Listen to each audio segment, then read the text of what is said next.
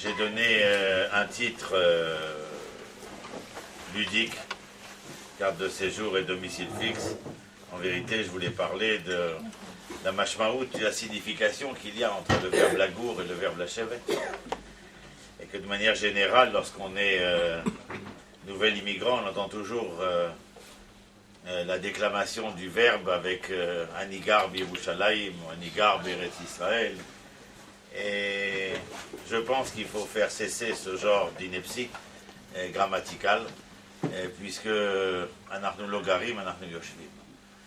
Et il y a une mashmaout très différente entre les deux, et ce qui, d'une certaine manière, à mon avis, influence énormément les personnes lorsqu'elles sont aujourd'hui citoyennes, et que cette citoyenneté trouve des difficultés à se retrouver à l'intérieur d'une société.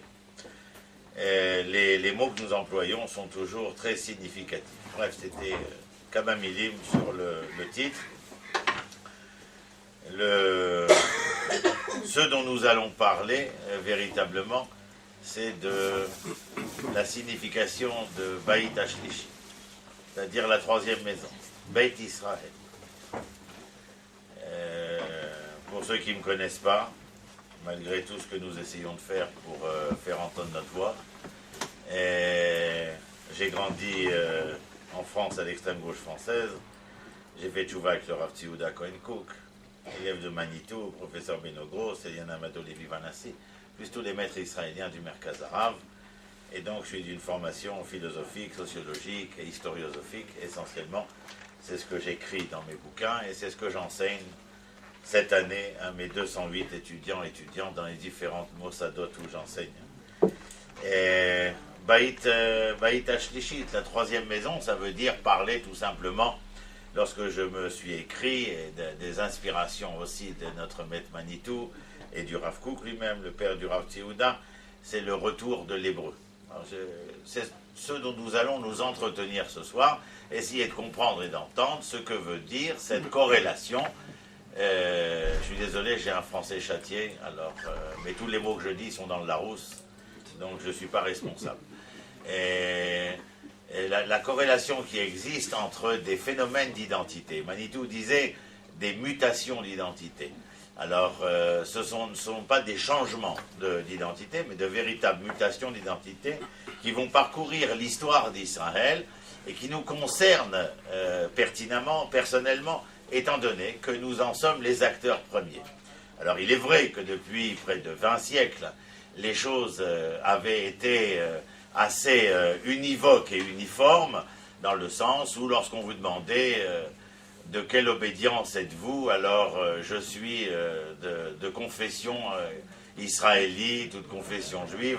Enfin, vous connaissez la musique, moi je ne l'ai pas connue, mais grâce à Dieu. Et donc, je n'ai connu et reconnu cette dimension de l'identité juive qui s'est révélée à moi directement dans sa confrontation avec la dimension israélienne, si ce n'est sa transcendance hébraïque.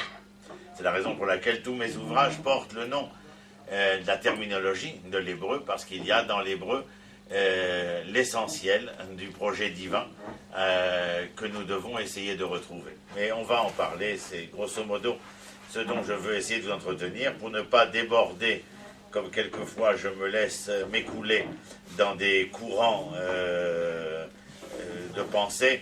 Alors je préfère aujourd'hui, j'ai appris avec Machevouta, Rav Yoel Ben Arosh, à écrire tout ce que je veux dire, parce que sinon, comme je vous ai dit, je me laisse m'écouler dans les courants de ma pensée.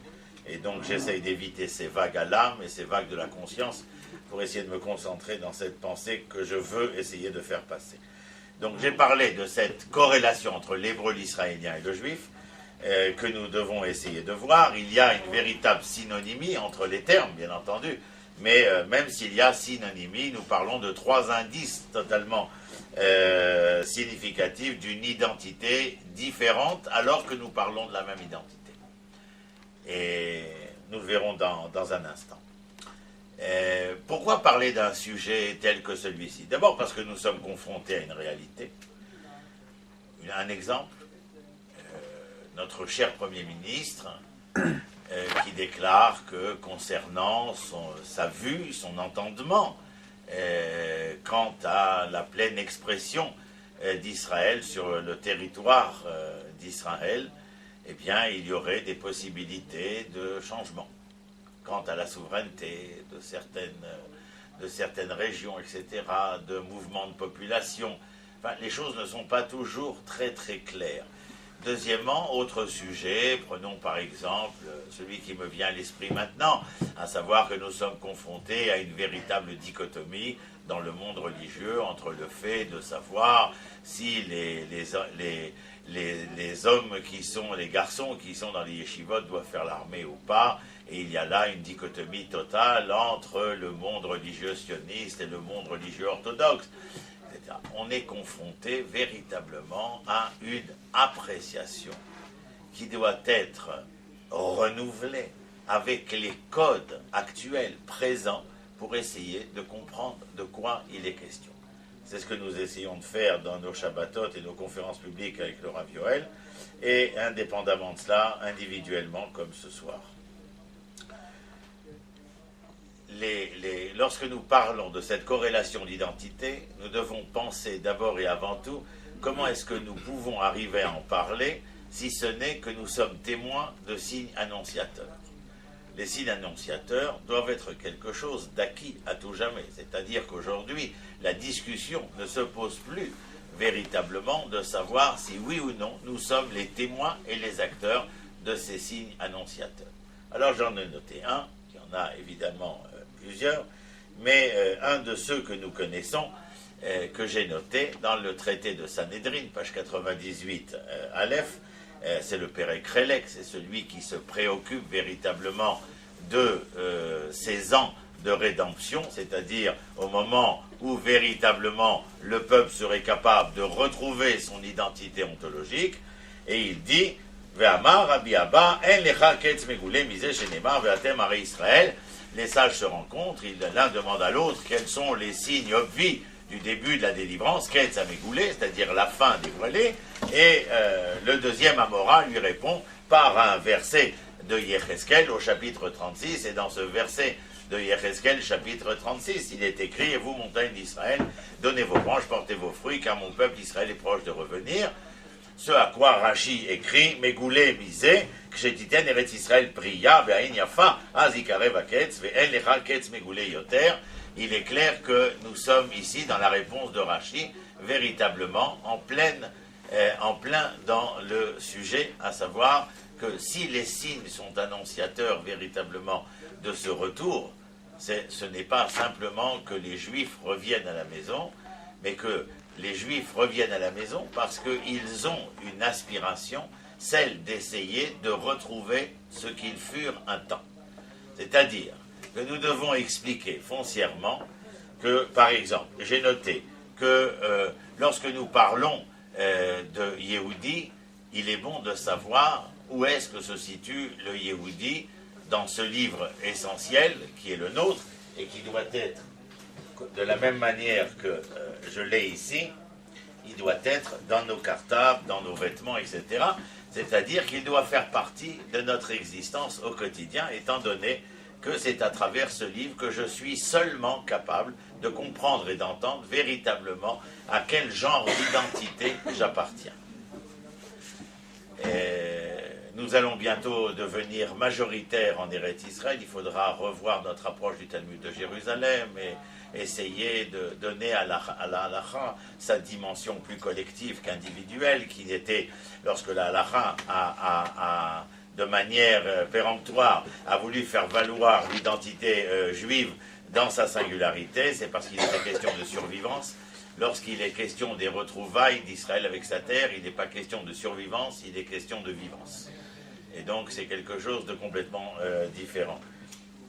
Alors ce signe obvi dont traite Rashi ici nous amène bien entendu à comprendre que la maison d'Israël est en train de se reconstruire une troisième fois. Vous savez que le mot Beit Israël a une double signification. Il est polysémique, c'est-à-dire qu'il veut dire non seulement la maison d'Israël, c'est-à-dire la nation d'Israël, mais qu'il veut dire aussi le Beth Amikdash. Or, il est clair que même lorsque je regarde la signification de cette troisième maison, et que je parle de la maison d'Israël, Beth Israël, dans le Tanakh, près de 120 fois ai-je noté, le mot Beth Israël apparaît, et à chaque fois que le mot Beth Israël paraît, je vous donne un exemple, dans Shemot, qui anan Hashem ala Mishkan yomam ve'esh tiyeh laila bo le'ene kol Beth Israël bekol masa. Le'ene kol Beth Israël, c'est-à-dire devant la nation d'Israël. Et lorsque nous parlons dans le Sefer Ruth, qui est la dernière obédience linguistique de cette Beth Israël, Kerachel ou Kelea asher banu shteen et Beth Israël. Là encore, nous parlons de Léa et de Rachel qui ont construit la maison d'Israël. Il est bien évident que nous parlons du peuple d'Israël tout particulièrement. La deuxième chose qui nous fait véritablement prendre conscience, ce n'est pas simplement le fruit dont nous sommes, nous nous émerveillons lorsqu'on va faire nos courses à Machane Yehuda, et pas seulement à Tou Bishvat. C'est la deuxième chose qui est peut-être encore plus révélatrice, dirais-je, ainsi s'exprime en tout cas Rabbeinu Bechaye, dans son commentaire sur Bereshit à propos de l'échelle de Yaakov. Eh bien, le rassemblement des exilés est un moment tout à fait particulier. Nos sages disent que le rassemblement des exilés est véritablement égal ou équivalent à cette création du monde. Je parlais tout à l'heure de ce Tanakh parce qu'il est, lui, à la source véritable de cette rencontre entre l'identité de l'hébreu, l'identité d'Israël et l'identité juive. Le mot juif apparaît la première fois dans le Tanakh. Quelqu'un le sait où? C'est une question à Adi Shekel. Non, Mordechai, c'est la deuxième fois. Où le mot Yehudi paraît, la première fois, c'est dans le texte de Yirmiyahu. C'est un personnage qui va venir devant le roi Joachim pour lire les prophéties de Yirmiyahu et qui va les déchirer parce qu'il ne veut pas croire à la fin de l'histoire d'Israël, etc. Le mot Yehudi apparaît. Certains dans le Midrash et certains de nos sages viennent et affirment que ce mot Yehudi est bien entendu lié à ce qui restait après les différentes conquêtes babyloniennes et mésopotamiennes et que le mot Yehudi veut dire tout simplement judéen. Mais nous voyons apparaître véritablement ce nom comme dénominateur d'une identité, comme a dit Madame à propos de Mordechai, bien entendu. Mais jamais auparavant, ni en amont de l'histoire de la fin du premier temple, ni en aval, c'est-à-dire au moment du retour d'Ezra et de Néhémia, nous n'entendrons parler de cette terminologie de Yehudi, si ce n'est à la fin du deuxième temple. De nouveau, lorsque le temple est détruit, ce sont les Romains même qui donnent cette dénomination des Judéens.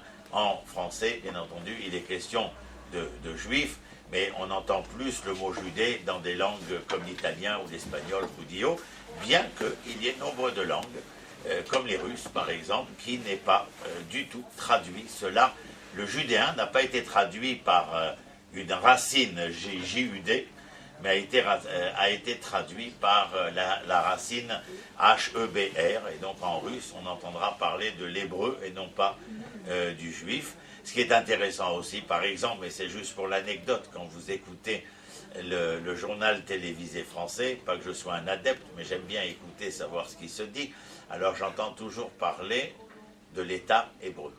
C'est tout à fait intéressant, parce que moi, ça m'interpelle, étant donné que, de manière naturelle, on aurait dû dire l'État juif.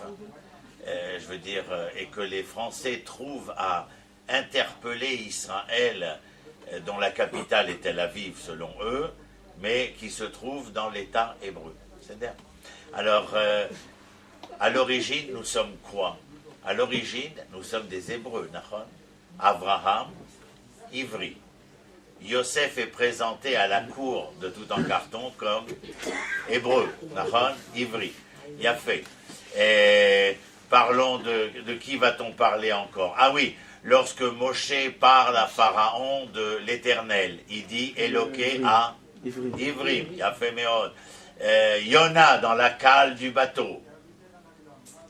Ivri, Anochi, Nachon, Allah. Donc vous avez continuellement, cherchez pas, il y a 16 références tanachiques sur la terminologie de l'hébreu. Alors qu'est-ce que c'est qu'Israël?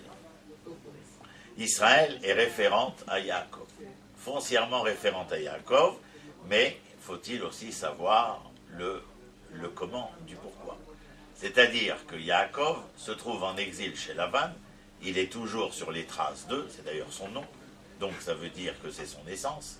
Sachez que le nom que nous recevons, enfin le prénom, puisque le nom n'a jamais existé, nous sommes les machins, fils de bidule, Moshe ben Yitzhak, non mais chané. Le nom est apparu beaucoup plus tard dans les contingences de l'exil, pour des nécessités, d'où nous trouverons les noms qui traduisent le cordonnier, le tapissier, le peintre, le marchand de coton, etc. etc.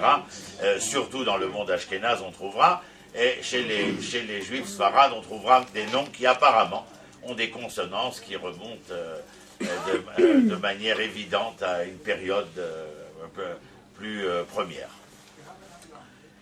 Donc Yaakov est sur les traces d'eux, et en fin de compte, Yaakov est à un moment donné obligé de se réveiller. C'est-à-dire que l'Éternel intervient, interpelle Yaakov et lui dit « Il est temps de plier bagage, mon ami ».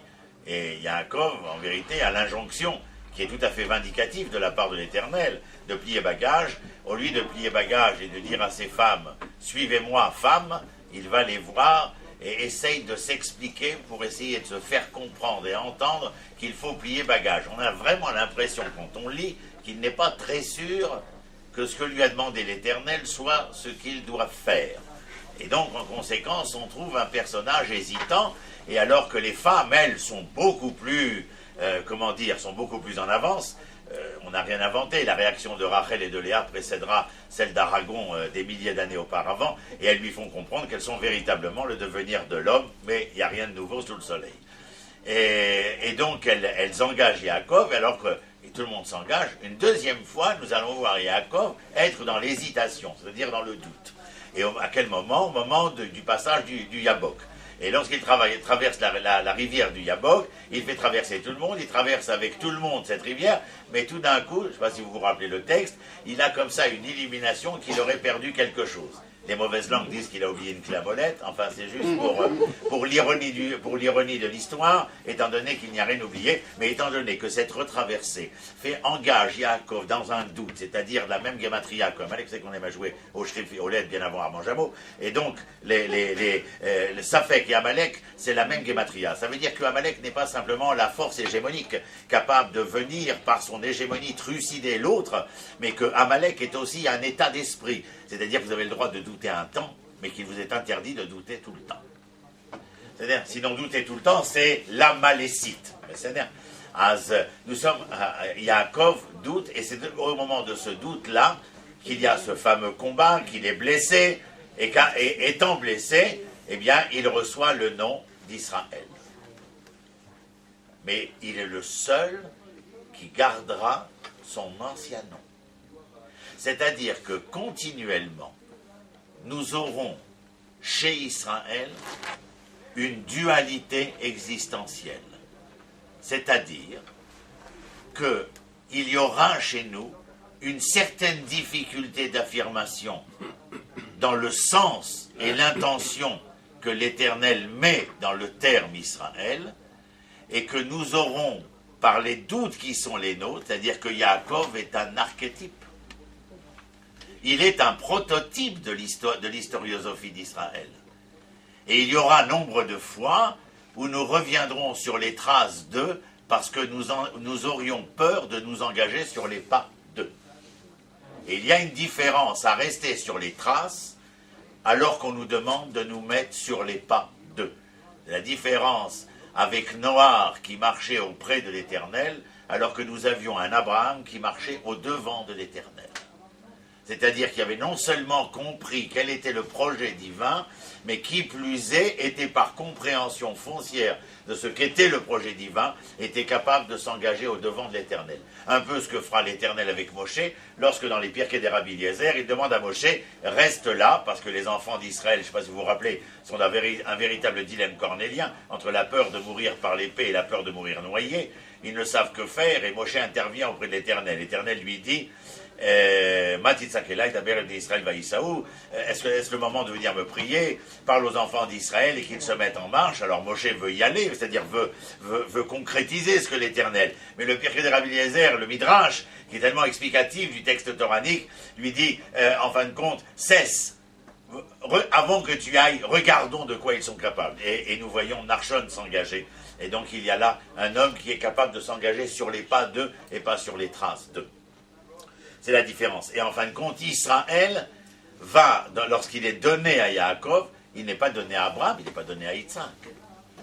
Alors vous allez me dire, mais comment se fait-il que le nom d'Israël soit donné à Yaakov et que ce peuple d'Israël ne naisse pas avec Abraham? Tout d'abord parce que Abraham et Yitzhak sont deux entités extrêmes. L'un est Chesed, faites-moi plaisir, ne traduisez pas par bonté, mais je traduis par l'amour, alors que le din, c'est la justice et la rigueur. Or, il y a là, comment dire, une dualité profonde entre la rigueur de Yitzhak et l'amour de Abraham. Il est évident que le monde, de la même manière que dans le livre de Bereshit, on nous demande de faire attention à ce que lorsque l'Éternel, ainsi le Zohar s'exprime, de savoir que si l'Éternel a pensé créer le monde, Bemidat ad-Din, il s'est très vite aperçu que le monde n'était pas ni fiable ni viable. Et en quelque sorte, il y met un peu d'eau dans son vin, d'où le souvenir, et afin d'essayer de retrouver un véritable équilibre acido-basique, c'est-à-dire un équilibre capable de permettre à l'organisme humain ou à l'organisme créé de pouvoir avancer dans le projet divin. Et celui qui est capable de réaliser cette, ce rassemblement-là, c'est-à-dire d'être le chiffre 3, comme dit le Maharal, pas parce que le chiffre 3 est conséquent de 1 plus 2 égale 3, mais où le chiffre 3 est l'élément médian capable de rassembler les deux extrêmes. Et comment Yaakov s'appelle? Emet. Incroyable. Emet, Aleph, Mem, Tav. C'est-à-dire que la vérité est composée de deux lettres extrêmes, où la lettre Mem, peut-être pas par hasard, est venue ici, alors que lorsqu'on est sofer, on écrit la lettre Mem en écrivant Chaf, Vav. Et les joueurs de la géométrie hébraïque diront, mais le Chaf, Vav, c'est 26, alors que la lettre de Mem vaut 40. Il dit oui, la différence c'est 14. Yad, la main de l'homme capable de faire descendre un esprit, capable de pouvoir faire se rassembler les extrêmes. C'est grandiose. Nous sommes ici confrontés à des personnages qui sont les prototypes du devenir de cet Israël. Mais ça ne peut pas passer par Abraham, par un amour, par un amour exacerbé. Ça ne peut pas non plus passer par une rigueur exacerbée. Il faut, comme dira le Rambam dans les Chodéot du Mishneh Torah, trouver, vous l'avez deviné, Shvil HaZahav, c'est-à-dire le juste milieu des choses. C'est dans ce juste milieu que se construit la nature dans son état d'ensemble. Et il y a chez ces patriarches, jusqu'à Yaakov qui reçoit le nom d'Israël, où il va devoir réaliser ce qu'Israël est. Il traverse Basov ce Yabok, il rentre en Eretz Israël, mais à peine rentré en Eretz Israël, il est inquiet. Vous vous rappelez? Il est très inquiet. Ce que j'enseigne quand j'enseigne le Tanakh, ce sont les personnages du Tanakh. Vous voyez, par exemple, cette semaine, dans les différentes Mirlalot, nous sommes en train d'étudier pour nous préparer au personnage d'Esther. Nous avons auparavant le personnage de Moshe ou de Myriam. Ce que je veux, c'est que nous soyons proches du personnage afin d'essayer de comprendre ses tenants et ses aboutissants. Les événements ne nous intéressent pas. Ce sont les hommes qui font les événements, donc j'ai besoin de comprendre en amont les hommes et les femmes, bien entendu, et elles ne sont pas minimes dans le texte tanachique, afin de mieux comprendre l'événement. Et donc ça demande une étude approfondie et exhaustive du texte tanachique, avec une appréciation historiosophique, une grammaire, une sémantique, une didactique bien établie, afin de savoir que on le pense ou pas, parce que pendant 800 ans, vous savez que personne n'a lu ce livre. Parce que pendant 800 ans, on a pensé que ce livre était, comment dire, le héros de la chrétienté, et surtout des Karaïtes. Et donc, d'une certaine manière, on a essayé d'éviter de le lire. Je crois que ce livre est relu aujourd'hui parce que nous sommes de retour. C'est parce que nous sommes de retour que ce livre prend toute sa signification. Vous voyez, Torah, Nevi'im, Tuvim. Je préfère ne même pas vous raconter, quand je pose des questions aux étudiants sur ce qu'est ce livre, les catastrophes intellectuelles que nous pouvons entendre. C'est grandeur et décadence.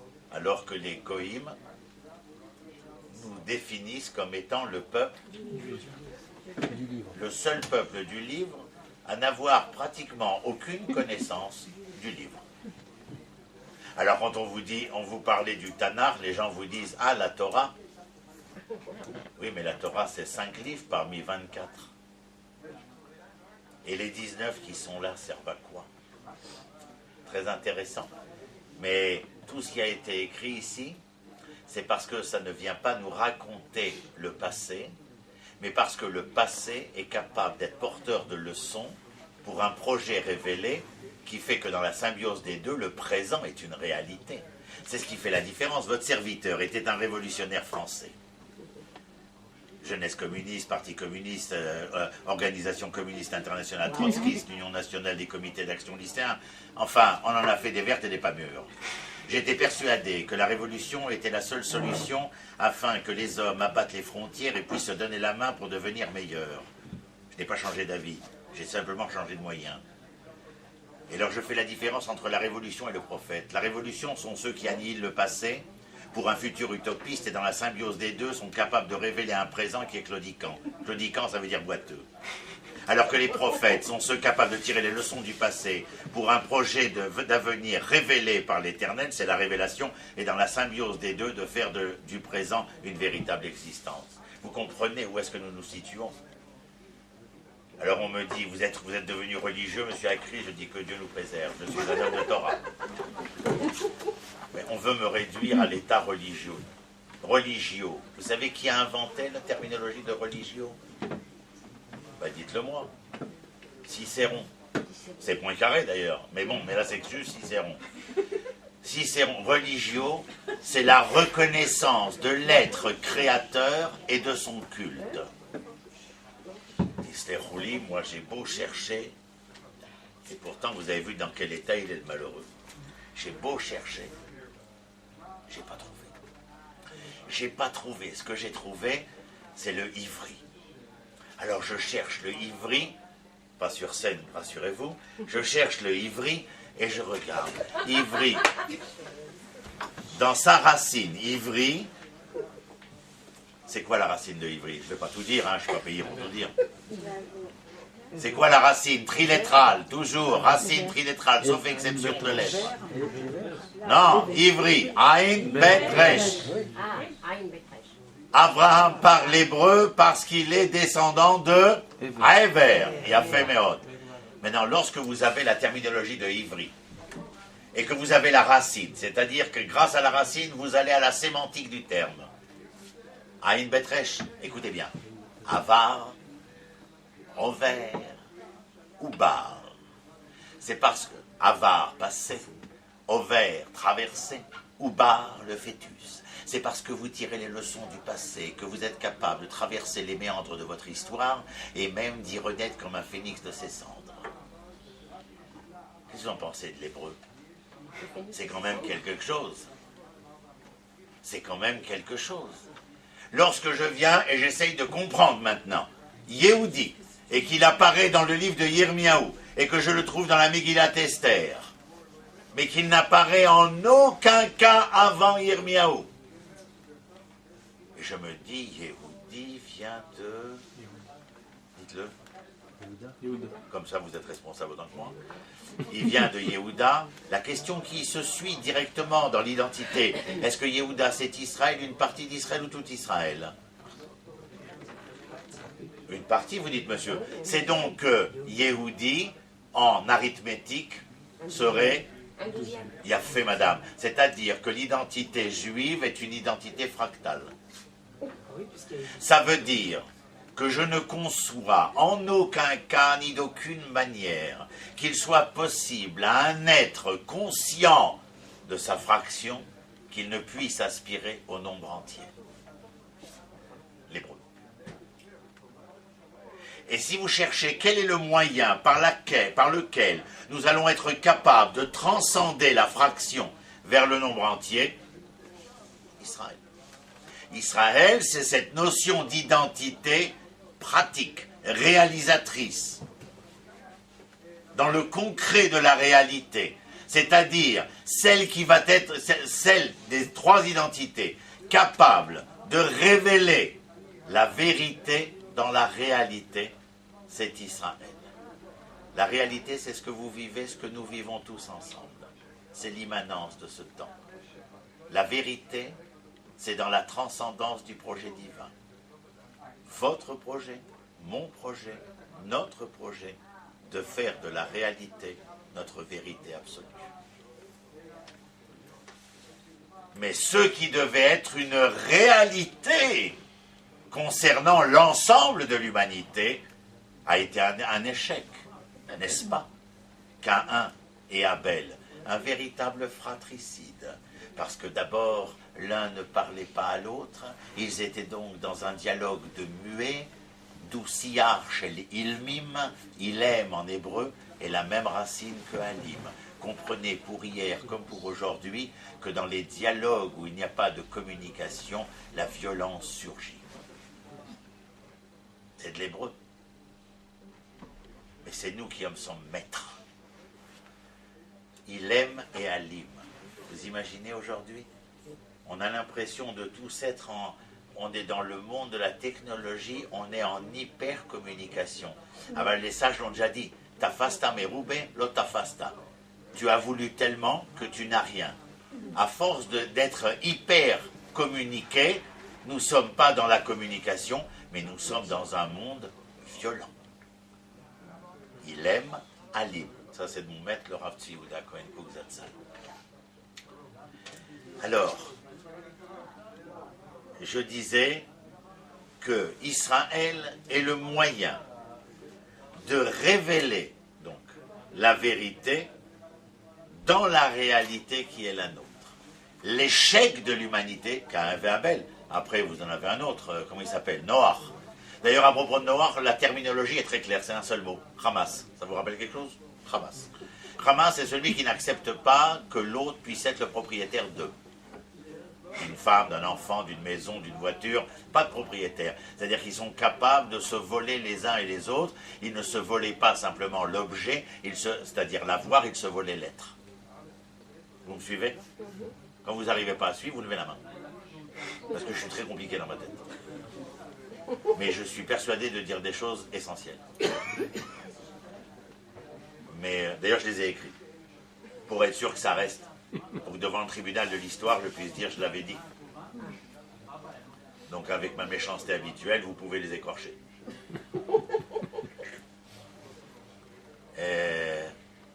Donc c'est un échec. Le troisième élément de l'échec de l'humanité. Avant Abraham, entendez-vous parler de l'hébreu? Non. D'Israël? Non. Du juif? Alors là, Bichlal, la fraction, c'est le dernier des Mohicans. La vérité, vous entendez parler de quoi? D'un projet humain. D'accord? Caïn et Abel, échec. Hanor, il est tellement bien qu'on le reprend. On arrive à Noach et au Hamas, alors là, tout prend l'eau, c'est le cas de le dire. Et ensuite, lorsqu'ils se retrouvent tous ensemble, c'est une occasion rêvée, d'ailleurs, vous vous rappelez, ils parlent tous la même langue, un rêve. Parce que comment ne pas s'entendre lorsqu'on parle tous la même langue? Alors ils s'entendaient peut-être, mais ils ne se comprenaient pas. D'ailleurs, on comprenait plus la brique que l'homme. C'est-à-dire que le monde était capable de revenir encore une fois à l'importance de la brique quand elle tombait, nous provoquait dans un deuil incommensurable, mais quand l'homme tombait de ses travaux de la tour, cela ne nous faisait rien.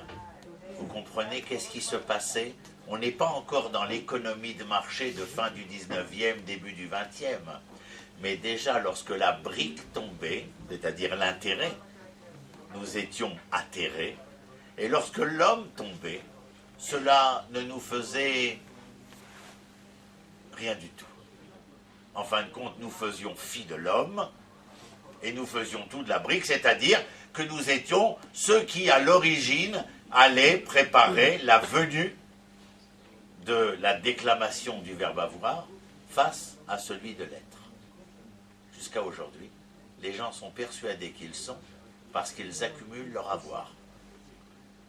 Alors que les Hébreux sont ceux qui justement essayent d'affirmer que c'est par la volonté d'être que l'on pourra avoir et que notre premier avoir, c'est véritablement nos enfants seuls capables d'assurer la pérennité de notre devenir. Les dimensions identitaires sont tout à fait erronées. En conséquence de ces échecs-là, l'Éternel fait appel à un homme. Enfin, il apparaît, cet homme, avec sa dimension hébraïque.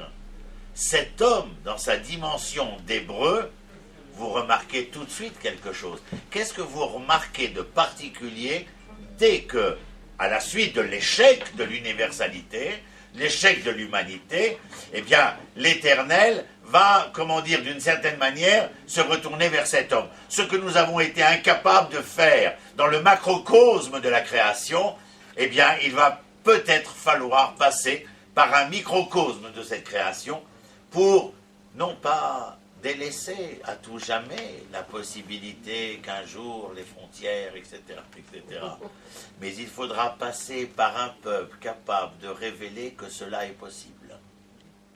Et si ce peuple devenait capable de révéler qu'il est possible d'éliminer les frontières qu'il y a chez lui entre eux, alors il est possible peut-être qu'un jour les épées deviennent des socs de charrue et que l'agneau et le loup pourraient paître ensemble. Mais c'est lui qui est choisi pour mener ce combat-là. Quelle est la première chose que l'on remarque dans l'identité de l'hébreu? La première fois que vous ouvrez, vous tombez, tiens, Avram. Sans le hé, Avram. Vous voyez Avram. Qu'est-ce qu'on vous dit? Il n'y a pas grand-chose d'écrit. Je voulais juste vous dire, mais de manière générale, quand j'enseigne, je fais lire les noirs. Vous voyez les lettres noires, là? Mais je ne travaille avec mes étudiants que sur les blancs. Je ne travaille jamais sur les lettres noires. Parce que les lettres noires sont le dire, alors que les blancs sont les non-dits. Et je suis intimement persuadé, comme chez les prophètes, comme ici, qu'il y a plus de dire dans le non-dit que dans le dire. D'ailleurs, moi qui suis un bavard invétéré, quand j'ai rencontré ma femme, je suis resté pantois, si ce n'est quoi. Parce qu'il y avait dans le non-dit beaucoup plus à dire que si jamais on avait osé dire. Et le texte tanachique est de cette manière, sans enlever bien sûr sa grandeur à ce texte, à savoir que chacune des lettres est une note, que chaque mot est un temps, et chaque phrase est une mesure, et que le texte est une symphonie fantastique ou pastorale. Mais à nous d'y découvrir la poésie, le lyrisme, le rythme qui se joue à l'intérieur de cela. Mais toute notre histoire, notre géographie, notre sociologie, notre économie, nos affaires militaires, nos affaires politiques, notre manière de devoir être et surtout devenir, c'est là, dans les 24 livres. D'ailleurs, vous avez remarqué que nos sages de la Gemara, pas folle la guêpe, à chaque fois qu'ils se disputent, à coup de quoi ils se disputent? À coup de verset du Tanakh. Je vous disais à mon fils aîné, c'est bien dommage que ceux qui étudient nos sages ne connaissent pas ce avec quoi se disputent les sages. Si vous comprenez ce que je veux dire, bien entendu. Je suis cinglant, mais il est temps de remettre un certain nombre de choses identitaires à leur véritable place et arrêter de vouloir faire croire que les vessies sont des lanternes. C'est dommage. Je repose la question. Lorsqu'Abraham est choisi, qu'est-ce que l'Éternel choisit chez Abraham?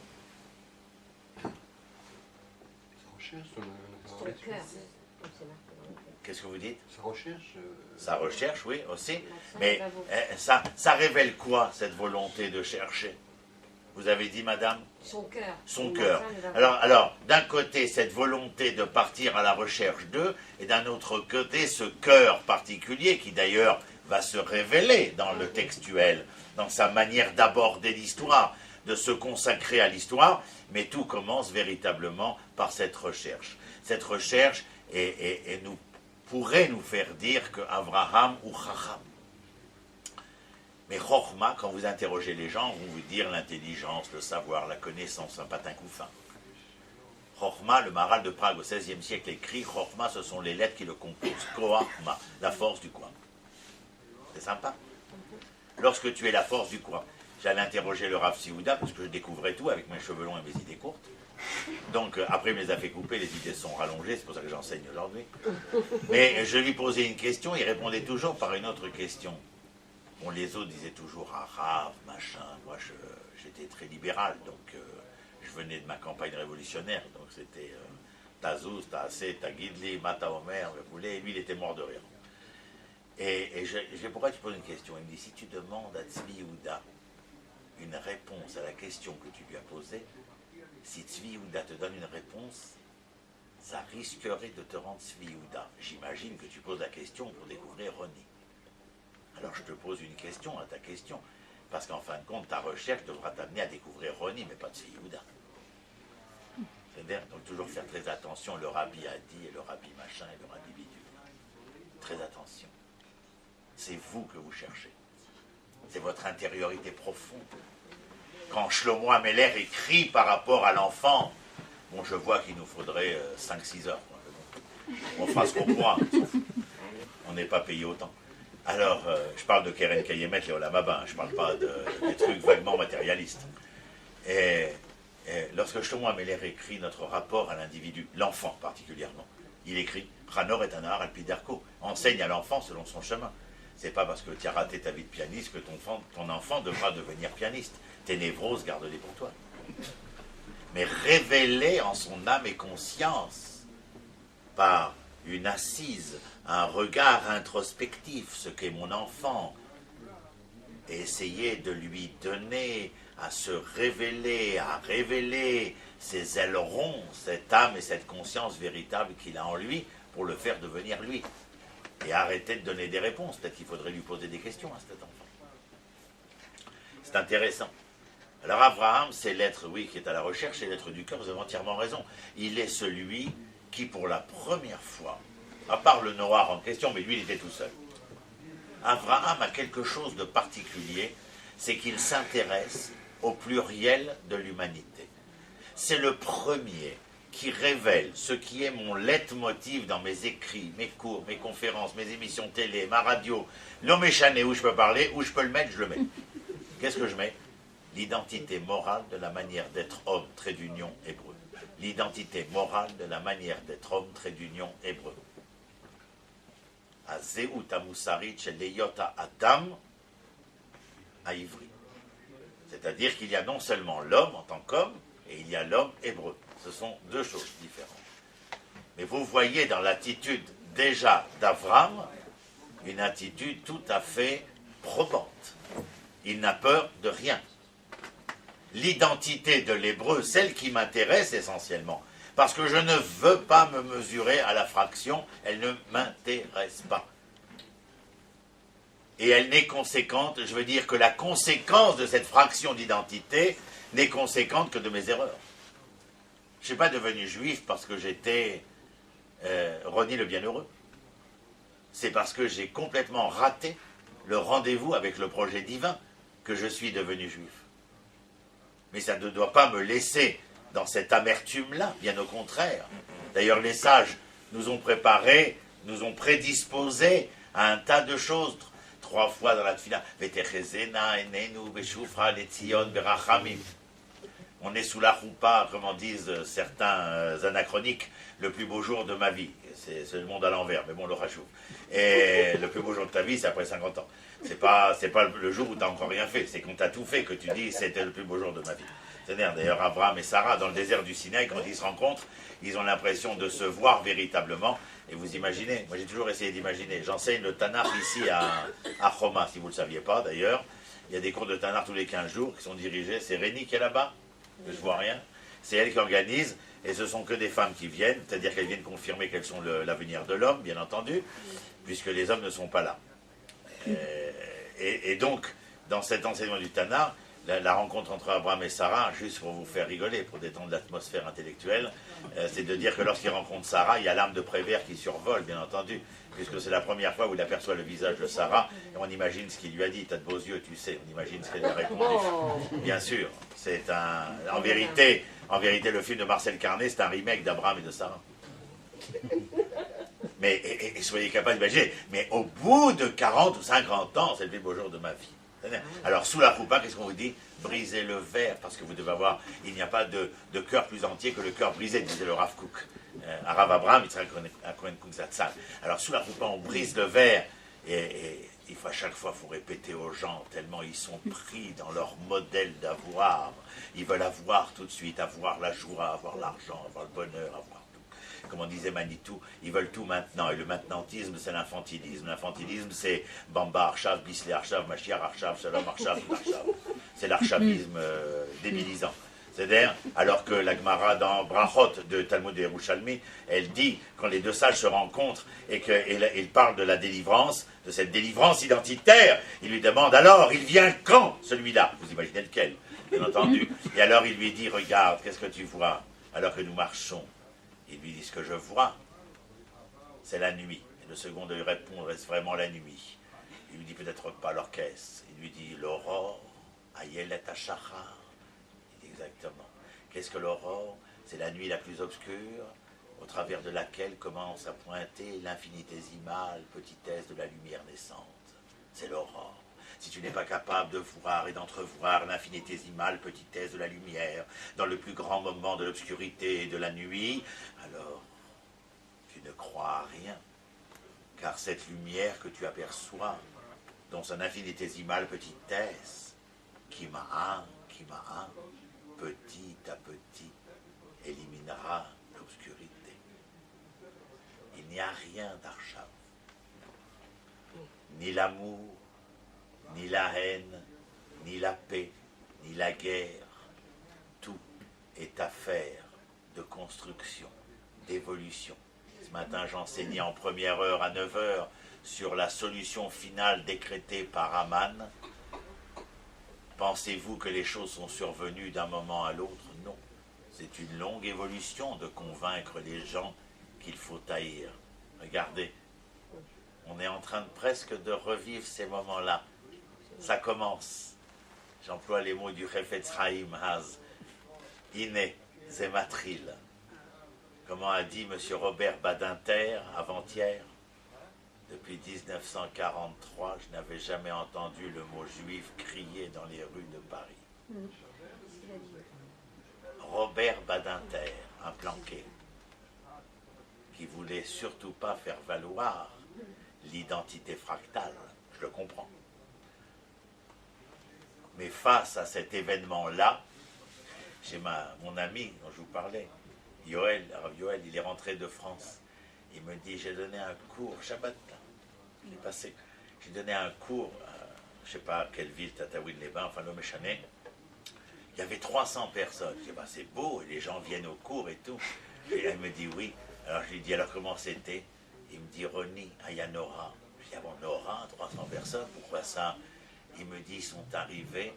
Et je lui dis, bah alors, dis-le. Il dit, Emayu Nirim, Mefouchadim. Mefouchadim. Ils sont venus parce qu'il y avait quelqu'un d'Eretz Israël qui venait apporter un message pour leur donner le temps d'un moment de rêver à une vérité qui n'était pas leur réalité. Bon, nous parlons véritablement de ce que nous sommes en train de vivre. Un long travail à faire, c'est une grande question pour nous, les profs d'enseignement, les hommes qui ont un travail, une responsabilité publique de savoir est-ce qu'on voyage en Europe ou est-ce qu'on travaille en Eretz Israël. Mon point de vue personnel, je vous l'avoue, je n'ai pas honte, c'est que je travaille en Israël. J'ai 6 millions d'hommes, de femmes et d'enfants ici. J'ai tout un peuple, toute une histoire auquel je veux participer.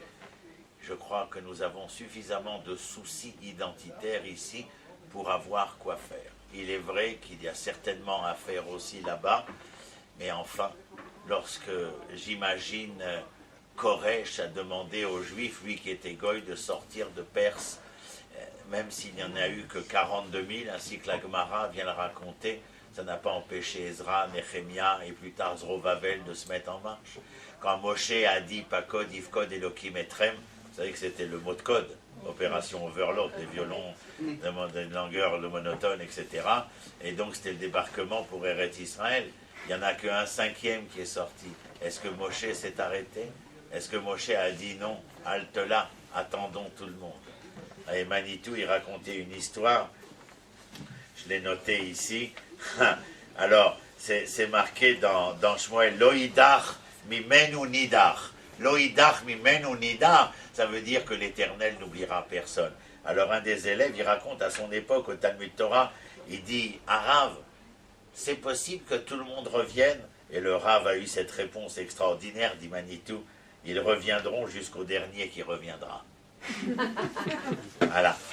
C'est Echomrim Beivrit d'Archeni. C'est absolument extraordinaire. Alors, il nous reste un petit moment, un petit quart d'heure, et je voudrais parler, bien entendu, de deux choses, si j'ai le temps. Il y a dans la Gemara de Brachot, page 4b, pour ceux que ça intéresse, hein, c'est pas une obligation. Ça fait bon genre de dire les numéros, etc. Ça classe tout de suite. Quoi. Genre, tu as été à l'école. Et moi, je m'en fous complètement, donc ça ne m'intéresse pas. Mais je le dis pour ceux que ça intéresse. Il y a là-bas cette phrase que vous avez peut-être entendu parler, Iba itema kra, Iba itema svara. C'est-à-dire que sur un sujet donné, on peut analyser d'après le verset, ou bien ce même sujet peut être analysé d'après la raison. En vérité, nous apprenons de la leçon talmudique, quelle qu'elle soit, que lorsque nous sommes confrontés au verset et à la raison, eh bien souvent, ce n'est pas le 1 plus 2, vous vous rappelez la règle du Maharal, mais la troisième qui va venir trouver et créer cette symbiose. Lorsque le verset est confronté à la raison, il est rare que nous trouvions une solution dans le verset ou dans la raison, mais nos sages disent que nous trouverons une solution dans la Emouna. C'est-à-dire que Emouna, vous ne devez pas traduire par la foi. Sinon, vous rentrez à Saint-Paul. C'est-à-dire, la Emouna, ça vient de la racine Aleph Mem Nun. Encore une fois, le sémantique. La racine Aleph Mem Nun, c'est confiance, fidélité, vérité. Emet a pour racine Aleph Mem Nun. Dans son origine hébraïque. Confiance, fidélité, vérité. Zot Emouna. Confiance, fidélité, vérité. Ce sont les éléments capables de créer cette symbiotique entre le verset écrit et la raison réfléchie. À quel propos je dis ça? Il y a, pour ceux que ça intéresse chez messieurs, mais d'ailleurs mesdames aussi, le fait qu'à Shachrit, nous terminons la bracha avant Shema Israël. Vous me corrigez si je me trompe, que je suis un grand tanachiste ou philosophe, ou ce que vous voulez, mais alors Talmud, ça m'a toujours posé des difficultés du côté ilchatique, pas du côté agadique.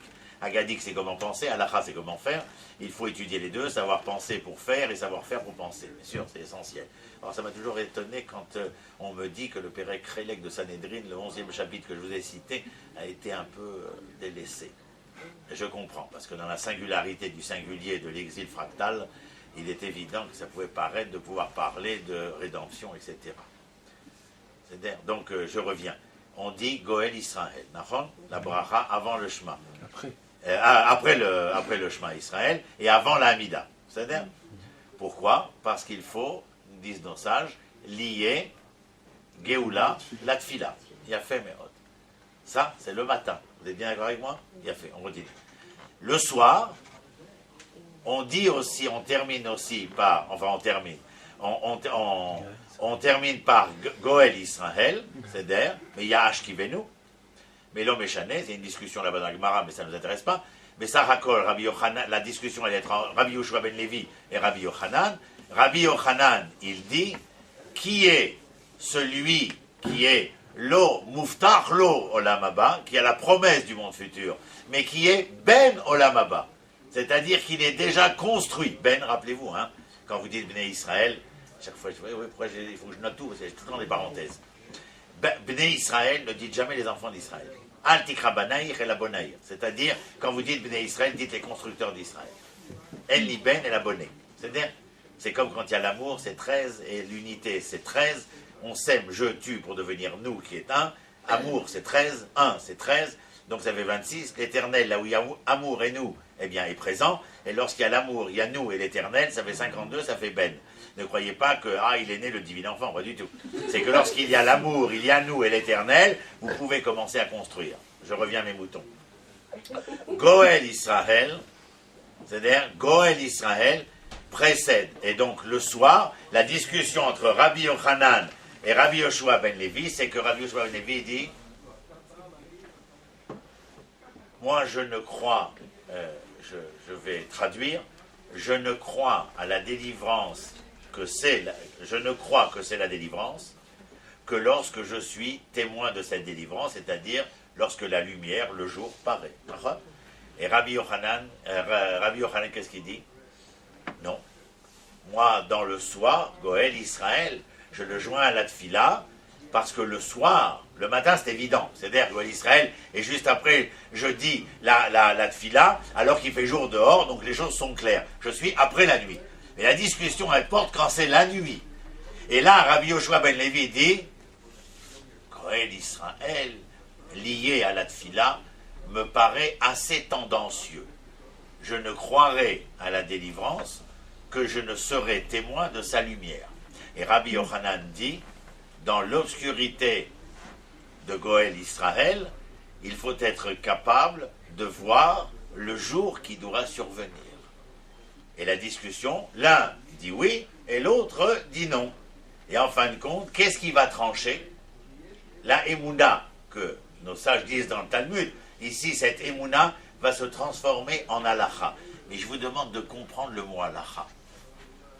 Excusez-moi si je vous dérange les synapses, ça va le méchaner. Il est important de savoir un certain nombre de choses.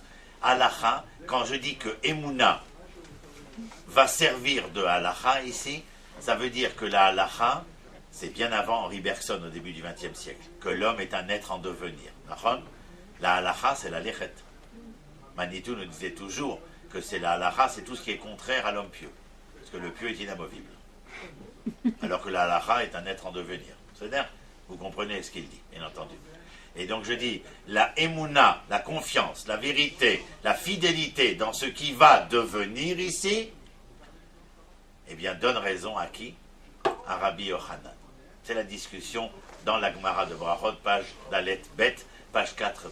Et nous voyons que la conclusion, j'ai entouré, la discussion était de savoir si le soir on doit d'abord lire le Kriyat Shema et ensuite la Tfila, ou bien si on devait dire d'abord la Tfila et ensuite le Kriyat Shema. Pour le soir, et Rabbi Yoshua ben Lévi disait, on ne lit pas Shema Israël avant la Hamida.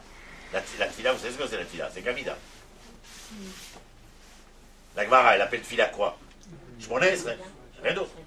Ouais, il a fait. Et donc là, Rabbi Yoshua ben Lévi dit, moi, le Kriyat Shema, je le lis après, je ne le lis pas avant. Je ne lis pas Géoula, les Tfila.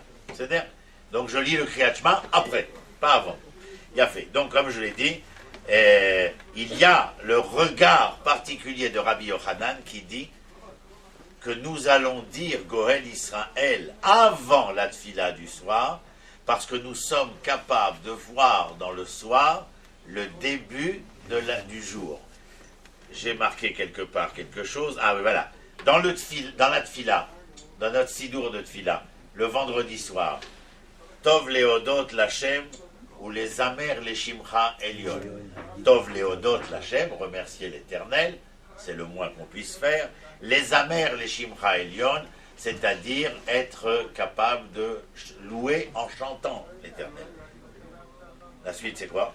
Les Agid Baboker Hazecha. De dire ton amour, tes louanges quand il fait jour. Ben vous savez, même le petit gosse peut dire au moment où il fait jour, oh, il y a de la lumière. Et le texte, le vers ne s'arrête pas là. Les Agid Baboker Hasdecha, Vebalelot quoi? Emunatecha balelot. La fidélité, ta vérité, ta confiance, C'est Emunatecha balelot, capable, à travers la nuit, de discerner le jour qui commence à pointer. Et s'il y a aujourd'hui des différences essentielles, vous voyez, je tourne mes pages parce que je n'ai pas dû dire 10% de ce que j'avais prévu de dire, mais c'est le chachou, on s'en fout, il y a tellement de choses à dire. Il y a ici cette capacité donc d'entrevoir la lumière à l'intérieur de l'obscurité. Pourquoi être de ceux qui veulent être manichéens? C'est-à-dire, là c'est obscur, là c'est lumineux, là c'est blanc et là c'est noir. La réalité n'est jamais blanche ou noire. La réalité, elle est tout le temps d'une seule couleur. Elle est grise. Sinon, quel intérêt de faire révéler la vérité dans la réalité? C'est parce que nous devons faire de cette réalité une réalité de plus en plus lumineuse, c'est-à-dire perfectible. Le parfait n'est pas entre nos mains. Aishtadlut beyadenu, ve'atzlacha beyad Hashem. La tentative, la possibilité de cette perfectibilité-là est entre les mains de l'homme. Le parfait est entre les mains de l'Éternel. C'est ce que veut Rabbi Yochanan. Mais bon, Rabbi Yochanan était un Amora qui n'étudiait que sous les cieux d'où? D'Eretz Israël. Et on dit que Avira shel Eretz Israël Markima. Non, n'allez pas me traduire, ça rend intelligent, ça n'a jamais rendu intelligent personne. Ça vous rend capable d'être, c'est-à-dire perfectible. C'est-à-dire d'être dans l'amélioration de. La grandeur évolutive, elle est dans ce retour à l'essence profonde de l'identité de cet hébreu. Et juste termine les 5 minutes qui restent, je voulais vous dire, voilà, c'est ça que je garde maintenant, et ce qui est essentiel. Lorsque nous parlons des 3 patriarches, nous sommes confrontés dans les identités hébraïques de nos patriarches à ceux qui veulent contrarier l'identité de l'hébreu. Et donc, en voulant contrarier l'identité de l'hébreu, il s'avérera au cours de l'histoire que l'on se servira de l'annihilation d'Israël pour être sûr que le projet hébraïque n'aboutisse pas. Raison pour laquelle un Adrien, après la victoire de Béthar, après la destruction, 65 ans après la destruction du temple, Adrien décidera de rayer le nom de Jérusalem, d'Israël ou de la Judée, donnera le nom de Philistie et le nom à Jérusalem d'Aïlia Capitolina, etc. C'est-à-dire que le souvenir ne sera plus là et la chrétienté naissante s'interpellera, elle, comme étant le Nouveau Testament et le Vérus Israël. En prenant le nom d'Israël chez elle, elle a annihilé toute voie possible à la rencontre de l'hébreu. Et elle les conservait dans les ghettos vénitiens et d'ailleurs en tant que juifs, c'est-à-dire en tant que, comme on disait la chrétienté, lorsque certains demandaient à ce qu'on en finisse avec la juiverie, non, nous les laisserons croupir dans ces ghettos afin que l'on se rende compte qu'ils sont perdus, perdita. C'est-à-dire que ce sont des êtres perdus. Et pourquoi sont-ils perdus? Parce qu'ils ne sont même pas la moitié d'eux-mêmes. Ils sont le 12e d'eux-mêmes. En annihilant Israël. Alors j'ai noté ici, d'après un cours qu'avait donné Maïtou, au temps d'Abraham, l'antagoniste d'Abraham, c'est qui? Nimrod. Et il y a non seulement l'antagoniste d'Abraham qui est Nimrod, c'est-à-dire, vous vous rappelez, Abraham va et lui dit, à propos de... Vous savez qu'il avait gardé le magasin de son père. Son père, c'était un des premiers professeurs de théologie, parce qu'il était vendeur d'idoles. Et quand le père est venu, il lui dit, mais enfin, Abraham Tchouk, qu'est-ce qui s'est passé? Et le petit Abraham lui dit, ben, voyez, l'idole, papa a détruit toutes les idoles. Alors, l'autre, il a dû lui faire ça, et il a dit, Alvaï, que cela soit, que votre oreille puisse entendre ce que votre bouche prononce. C'est-à-dire, et donc, il est amené devant Nimrod, et Nimrod trouve que dans le propos de Abraham, c'est-à-dire dans cette revendication de l'un, contraire à la pensée plurielle, il y avait un crime de lèse-majesté. Lorsque le monde pense pluriel, ne venez pas nous fatiguer l'esprit avec votre pensée de l'unique. Et celui qui va contre... Alors, l'antagoniste, c'est Nimrod, mais ça, vous comprenez, au niveau idéologique. Mais alors, nous avons ici aussi quelqu'un qui va être en rivalité d'identité avec Abraham, mais qui, lui, est de la famille d'Abraham, c'est Lot. Et pour Yitzhak, alors là, c'est aussi intéressant. Yitzhak, il a un antagoniste. Vous voulez me dire qui? On s'amuse. Qui c'est l'antagoniste de Yitzhak? Contre qui Yitzhak va se battre? Pas du tout. Ça, c'est le rival. Mais l'antagoniste. Le rival, il est dans la famille. L'antagoniste, il est extérieur à la famille. Nimrod, c'est l'antagoniste. Le rival, c'est Lot. Chez Yitzhak, le rival, c'est Esav. Et l'antagoniste, c'est Abimelech. Abimelech. Qui bouche les puits? Abimelech. Et même quand il vient avec son général d'armée, Pichol, qu'est-ce que dit Yitzhak? Vous m'aimez maintenant alors que vous me haïssiez, etc., etc. Il y a un véritable combat, c'est un antagoniste. Parce que Avimelech, c'est, vous savez qu'il est roi de Philistie, qui deviendra ce que nous connaissons sous le nom de Palestine. Bien fait. Et à propos de Yaakov, hein, alors là on a trouvé pareil. Yaakov a un antagoniste. Il s'appelle comment? Qui c'est l'antagoniste de Yaakov? Il va vivre avec lui pendant 20 ans. Lavan. Lavan, c'est le Naval, Nahon. Il n'est pas blanc, il est ordurier. Et donc Lavan, c'est l'antagoniste. Et qui c'est le rival? Ishmaël. Le rival, là, Sdera. Le rival de Yitzhak, c'est Esav, je sais pas pourquoi on a dit. Le rival de Yitzhak, et le rival de Yaakov, Yaakov c'est Esav, et par rapport à Yitzhak, c'est Ishmaël. Mais j'ai entendu quelque chose d'extraordinaire de notre maître Manitou, aux Zatzal. Israël, ça peut se dire Yachar El ou Issar El. C'est-à-dire le chemin d'Israël, c'est d'aller à l'aventure vers ce que je dois être. Mais il est possible, Issar El, que l'on se détourne de l'aventure promise. Et quand un enfant se détourne du chemin que vous espérez pour lui, le droit chemin, ce qu'on appelle, les parents ont une manière d'éduquer leur enfant qui doit être capable de lui faire entendre raison, n'est-ce pas? Pas avec les coups, en essayant de lui faire entendre raison. Et là, Manitou avait quelque chose d'extraordinaire. Il disait, lorsque l'on n'arrive pas à entendre raison, il y a quelqu'un qui a été préparé à faire entendre la raison. Et lui, il s'appelle Ishma. Wow. Donc, il est très aisé continuellement de montrer du doigt les coupables. Mais à chaque fois que vous accusez quelqu'un, il y a un doigt vers le coupable et 3 vers vous. On comprend pourquoi il est plus facile de dire depuis l'école, vous vous rappelez, c'est pas moi, madame, c'est lui. Mais en vérité, ce n'est pas toujours lui, et il arrive souvent que ce soit nous. En tout état de cause, il y a un dernier point. Avec ça, je termine. 2 minutes. Moshe, en dehors de...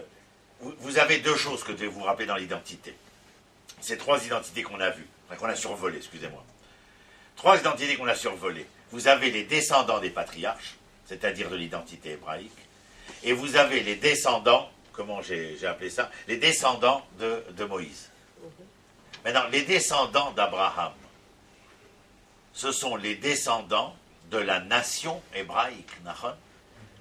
Moïse, lorsque vous reconnaissez Moïse comme celui, Moshe Kibel Torah Misinaï, c'est-à-dire que Moïse est celui qui nous transmet la Torah.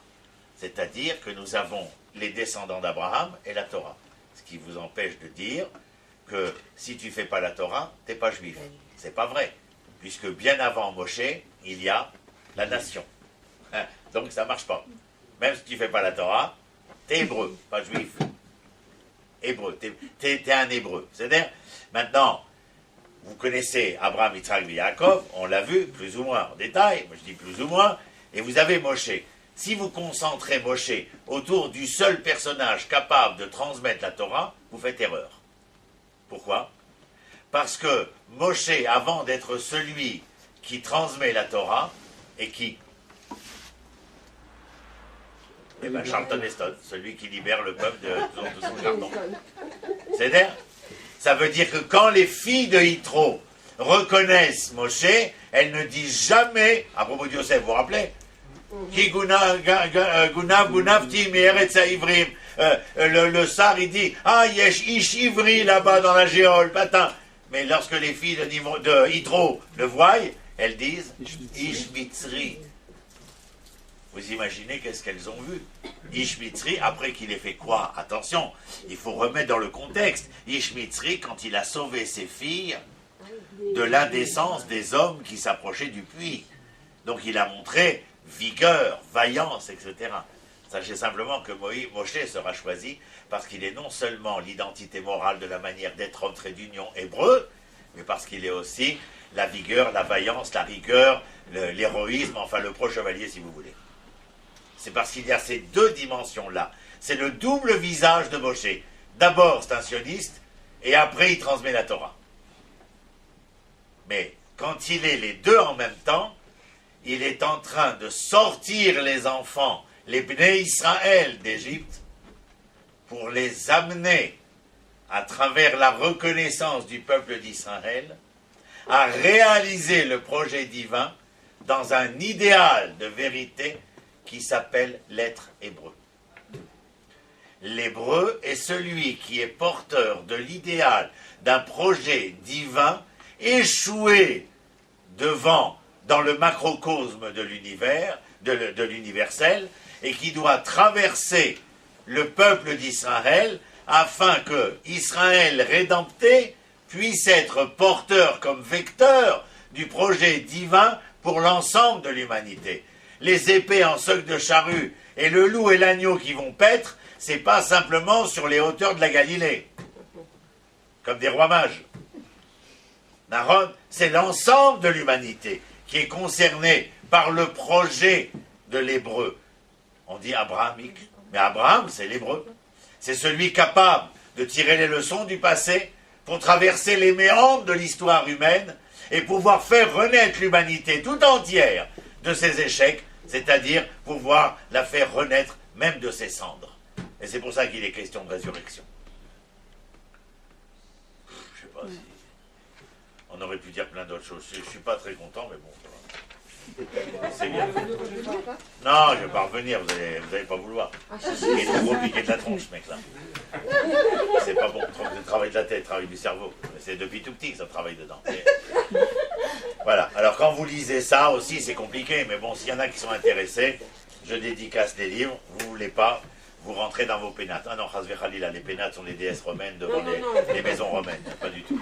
Donc vous rentrez à vos mezuzot. Et voilà, vous comprenez qu'on est ici en face d'une réalité identitaire essentielle. Et que la confrontation qu'il y a aujourd'hui entre ceux qui aiment Moïse le libérateur et qui n'aiment pas Moïse le prophète, entre ceux qui n'aiment pas Moïse le libérateur et qui aiment Moïse le prophète, entre ceux qui n'aiment ni le prophète ni le libérateur, je ne mets pas les définitions, vous les devinez tout seul, et ceux qui, Baruch Hashem, je pense avoir trouvé mon idéal, qui reconnaissent Moses, comme prophète et comme libérateur. C'est-à-dire dans cette obédience où nous sommes capables de rassembler l'ensemble.